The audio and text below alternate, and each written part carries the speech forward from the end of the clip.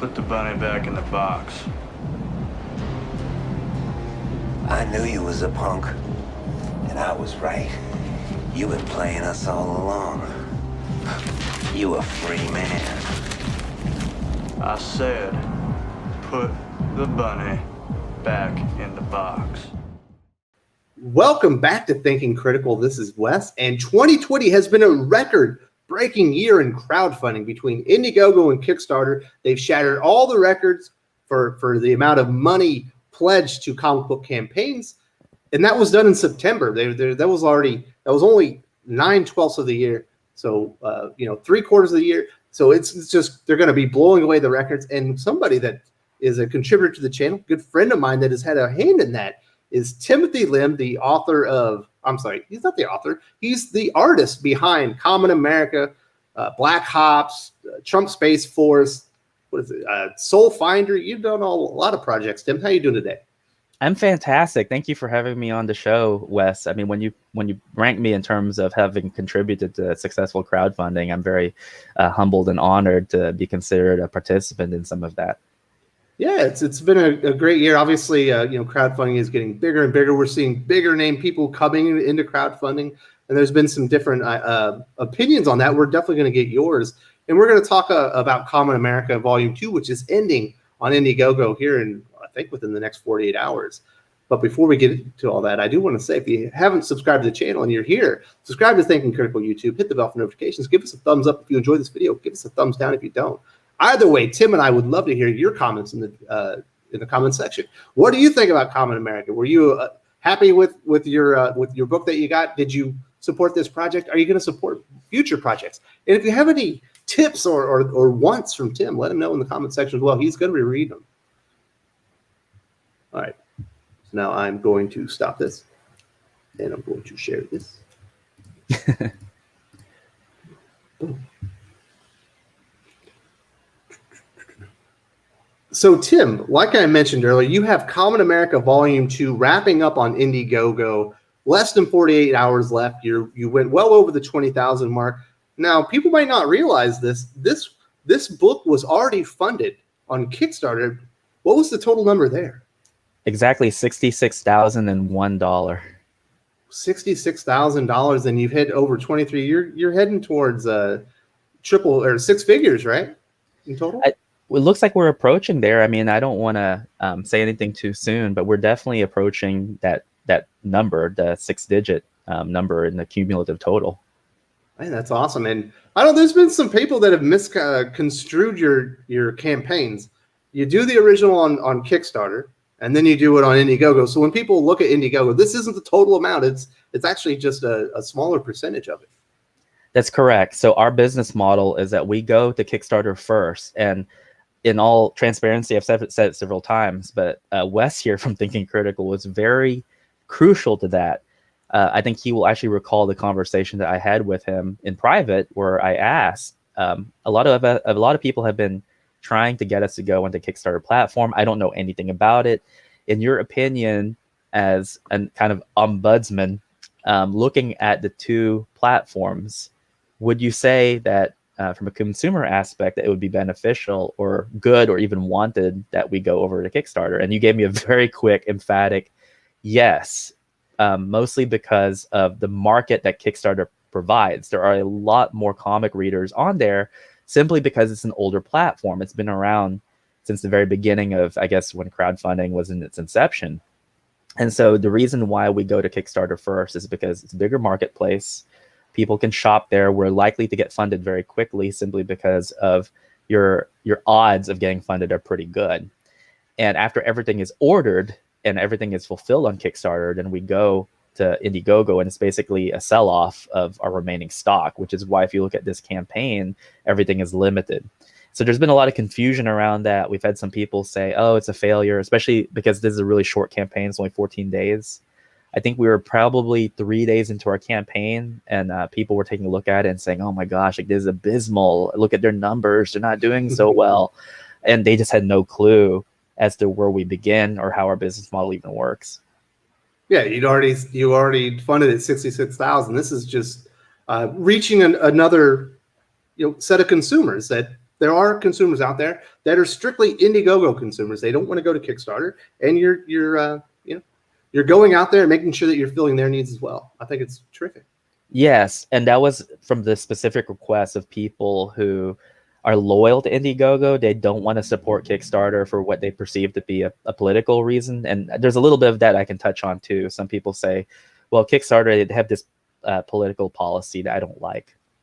And my response for the people who message me in private is I said, well, Indiegogo has the same belief. You can actually Google it and look at the blog that they wrote about a political terms of service. Yeah. And it's like they're very equal in terms of where they stand politically. It's just that one, I think, is a little bit more prominent and is talked about and harped on more. But that's besides the point. Some people are very loyal to Indiegogo, and we don't want to cast them aside because a lot of them are long-time readers. And so we want to make sure that we can cater to them as well, which is why we make sure to offer on both platforms. So is this something that you've seen other creators pick up? I don't think you were the first comic creator that offered a book on Kickstarter, then offered it on Indiegogo afterwards. But are you seeing that kind of trend picking up more? I hope so. I think I've noticed a few independent people who are doing it. Amongst our circle of friends or people that we know, I think that some of the people affiliated with Gravestone Press, like the Vestry Boys, I think that they are doing something very similar to it. There's a little bit of a difference in that I think that they actually have to go into a slight reprint because they have a variant cover. But typically the way that I've seen the model work is that people will use both platforms, but it goes into the same pot and then the production starts. We do ours in a way where all of our production is front loaded. All of the art has already been done. Everything is completed. All the materials are on hand. And then probably 1 or 2 weeks into our campaign, we start ordering the books based on the projection. I use BackerKit and a personal algorithm to calculate where we're probably going to end. And that's how many books I order. So we have everything on hand the moment the campaign is finished. We begin fulfillment. And in the beginning to middle of that fulfillment, I go onto Indiegogo and start offering there. So there's no risk because everything is already here and ready to ship. Whereas I see some people, it doesn't matter if they do Kickstarter first, Indiegogo first, or vice versa. They wait for both campaigns to essentially end, and then they pool the money and then go into production. So a little bit riskier in terms of, as a consumer, you want to make sure that it's a trusted and reputable creator or creative team to make sure that you are going to be getting a book. But I hope, I don't care if people steal our business model, but I say that for the consumer's protection and for the sanity of the creative team, it's a good compromise because everyone is going to leave happy. Customers will get their books, and the creative team will be on their toes, making sure that they're up to speed and on schedule. Yep. Plus, you guys have your own. We call it in the military. We call it a battle rhythm. You put out a book every so many days. I know you have some stuff projected out, and that's what's working for you. I'm just, you guys are like a machine now. It's really well oiled. One of the things that we have seen this year, and I mentioned it earlier, is we saw Keanu Reeves, with his Berserker book at Boom. They essentially pre-ordered the first 3 volumes of trades with like really cool like ammo cases that you could get with it, like collector's editions and stuff like that. I think they went $1.6 billion on Kickstarter. We saw Scott Snyder and Tony Daniel. They have a new series Nocturna coming out on Image Comics. They essentially pre-ordered a special edition of issue number 1 that's a director's cut, that you're going to have the script, you're going to have the original pencils and stuff like that. So we're having some of the bigger creators and even people outside of comic books. I believe Sylvester Stallone, one of his properties was it the Expendables. He had a comic book campaign as well. Well, it wasn't his campaign, but he was associated with it. Are you for or against like some of these bigger names coming in there and getting their piece of the pie of the comic book crowdfunding?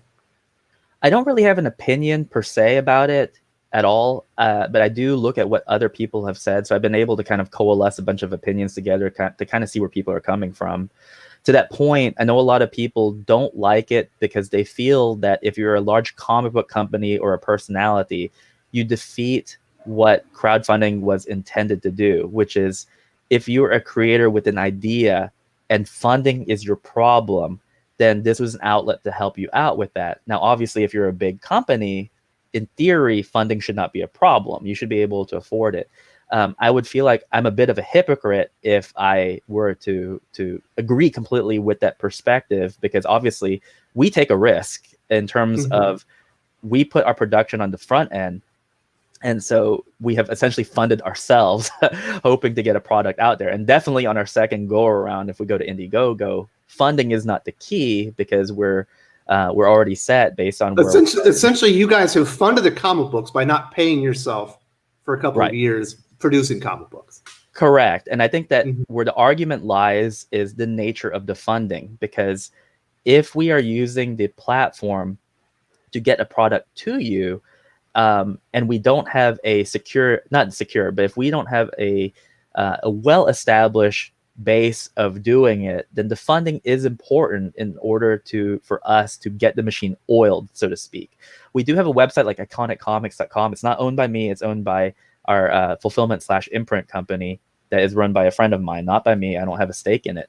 But even if you compare the numbers between how crowdfunding works versus that site works, obviously it's a difference in the marketplace. People will literally shop on Kickstarter or Indiegogo. There's a very low likelihood that they know what Iconic Comics is and are going to go there to see it. It's like an Amazon or something like that for unique products that might be something you're into. Exactly. So if we're looking at funding as it is, obviously you cover comic book business news, and you know that right now, I don't want to say it's dire straits, because that's kind of a doom and gloom thing, but there's change happening. Obviously, it's been a strange year. Absolutely. It's an evolution. If the goal is to get people to read comics and to get their eyes on it, then I don't see anything inherently wrong with a company using that marketplace for more visibility and viability. Yeah, so that's my takes is I think it's actually net positive. I understand that people think, well, there's more competition for the dollars, but when you have someone like a Keanu Reeves come in with a project and it generates $1.6 million, the people, when they go and they buy that, there's suggestions and they realize there's other projects out there. So I think it gains a lot of visibility for projects that people might not have known were out there. And I think that's a positive. And the other thing I think it will do, for the most part, is people that are developing their campaigns are going to learn over time, and the campaigns themselves are going to look and feel more professional in nature. And I think that the fulfillment game will absolutely improve over time. So I'm taking it as a glass mostly full. I understand that there's more competition in there, so the smaller guy could feel like he's being overshadowed or maybe won't have a shot at those dollars. But I think it actually brings in more dollars and more eyes to those projects. And I think if you're running a smart, well-crafted, professional campaign, that you'll end up, paying dividends. Yeah, not just that, but as far as like putting your money where your mouth is, I'm gonna say I think it was either Dynamite or Boom. I don't have the information in front of me right now, but I thought they did something that was really cool on Kickstarter. I think just to show that they were very altruistic, they took a look at all the first-time crowdfunded comics on Kickstarter, and they donated, I want to say like $100 to $1,000. Yeah, it was Dynamite. Yeah. And they said, here's a list of all the first-time creators that we donated money to. We don't care who you are. We don't care what your politics are. If we know that this is your first time on this platform, we donated money to you. And I thought that was very cool in terms of doing that. Obviously, I don't think investing in the community. Yes, I don't think it behooves anyone that they should do this, but it doesn't hurt your PR to do it, because it shows that you're not just in it necessarily for selfish reasons. It's because you're investing into the community and other creators. I think that's a very good gesture. Going back to what you were saying about Keanu Reeves, though, I saw a lot of people who are like mad about that, because they said, well, obviously you're going to make a lot of money because it's Keanu Reeves. But this is just my word of advice to smaller creators who might be looking at this and they're kind of thinking, of course that's going to happen. Don't look at the personality, look at the reason behind it and apply that in a very microcosmic sort of way. So obviously you put a celebrity like Keanu Reeves on it, you're going to increase your ability to succeed. Now, if you take that and you apply it to yourself as a small-time creator, you can still learn a lesson from that. We certainly did. So when Mark and I were starting out and we did, for example, the Black Ops books, we knew like the premise sounds so far-fetched that the question was, how do we get eyes on it? So what we did was we essentially pulled a Keanu Reeves on a very small level in that we saved up the money and we hired Dave Dorman to do our covers, because Mhm. Dave Dorman is industry legend. He's been around for, I don't know, at least 3 decades doing art for uh, every license you can think of, plus Star Wars, the one he's most known for. We saved up the money and it was kind of painful on the wallet, but we said, we need to get eyes on this. So we need our version of a Keanu Reeves type level talent to help us with it. And it worked. I mean, like, we got him, he did 2 covers for us and got eyes on it. We imparted that knowledge on to Doug Ernst, so that Doug Ernst, when he did Soul Finder, he did the same thing, where it was this notion of, I'm a writer, I'm a journalist, but not many people know me for my creative works. How do I get eyes on it? So he did the same thing. Look at what these other bigger companies are doing. And yes, we might not have the millions of dollars to do it or to have that PR machine, but that doesn't mean that you can't learn and use it on a very small level. Mm-hmm. So another trend that I've seen, and I think this has seemingly been adopted, there was an issue with damaged comics. Doug TenNapel, obviously of Earthworm Jim fame, he's been crowdfunding here for a couple years now. He developed his own case that would keep the comic safe, add in all the goodies that you get with your project now. I think you adopted this as well.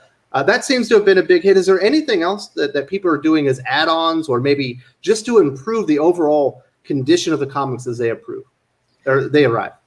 Sure. One thing that you want to do, it's a Doug TenNapel model, which is he's a showman. And one thing that he talks about is that how the neat thing about crowdfunding is that you don't really know what you're going to get, as far as if you're going to back someone for the first time, you're taking a small risk on them because you're essentially investing in them. So with that in mind, you want to see what your investment reaps, which is why you throw in typically other things. But because Doug TenNapel is a showman, he believes that everything is a show from the moment you receive the item. So one thing that we openly stole from him as an idea was he had this custom box. And I remember I was sitting there with fulfillment, and I said, we're going to open this together and we're going to start taking notes. Like, what are our impressions that we get from it? So obviously when you open it, it's really cool because it's protected on all 4 corners. Yeah, you have the trading cards and everything in there, and it's really neat. Now, obviously, we don't have the 6-figure budget that Doug TenNapel does. Some people might say, well, that's not true because you just said that you're approaching 6 figures. What I mean is that on a single campaign that Doug makes, I mean, he's making well above 6 figures on a single campaign that he can divest into it. Whereas us, obviously, even though we've done very well for ourselves, I have to split everything between Mark and myself, looking at our overhead as well, printing and shipping and all of this stuff, very expensive. But we asked ourselves, what can we do on a micro level that Doug does? So we invested in our own custom box, and we did everything that we could to ensure that the book wasn't damaged. So we actually did stress tests on our own books, and we found, I think Fulfillment bought 7 types of bubble wrap to find out which one had the most integrity. So the best part about it now is that we have gone a full year without a single damaged book. Now, the boxes have taken a beating from some of the gorillas and some of the strongmen over at the shipping service companies, but the book makes it intact. For people who have asked for replacements for the books, it wasn't because of the damage occurred to them. It was typically because there was a printing error inside the book that even our quality control could not catch, simply because they give the cursory look for the dog ears on the corners. They do a flip through to make sure there's no rips. But if there was like a printer misalignment where there's an error close to the spine, obviously only the reader would actually pick up on it when they're reading it. So we've been able to guarantee that. And we asked ourselves, based on our budget, what are some of the smaller goodies that we could throw in there that readers would like, but on the other hand, wouldn't break our budget as well? So these are some of the small things that people can think about. I mean, our good friend Matthew Veely, he has something coming up that I don't want to spoil for people that involves the bags and boards. And he had actually reached out to me and said, hey, have you done this before? And I said, yeah, it's actually a pretty good idea. I did it back when I was doing the convention scene and had to mail out commissions to people. I would actually do that. So I was like, I like the way that you're thinking. It means that you're thinking ahead and you're thinking kind of like, hey, I know I don't have maybe that much money to work with, but I know that it's like a clever thing that people would like. So there's ways that you can look at the customer experience, not just the quality of the book itself, that I think will enrich it and make it worthwhile for them to invest in you in the future, because that's essentially what they're doing. I know some people They just want the book, so they see it as nothing more than a cash exchange. But some other people, they use crowdfunding as kind of this novel idea of saying, hey, I'm going to put X number of dollars into you. I want to see what I get out of it. So the more bang for the buck that they can get, the happier they're going to be, and the more likely they are hopefully to turn up again in the future. So I know you do a lot of add-ons, or they're available. You normally have a body pillow kind of thing. Normally have standees, trading cards, stuff like that. Have you thought about doing like the original art? I guess yours is all digital, so maybe you probably can't even offer like the full cover or whatever as far as a perk. I was like, is there any new perks that you're thinking about adding on in the future?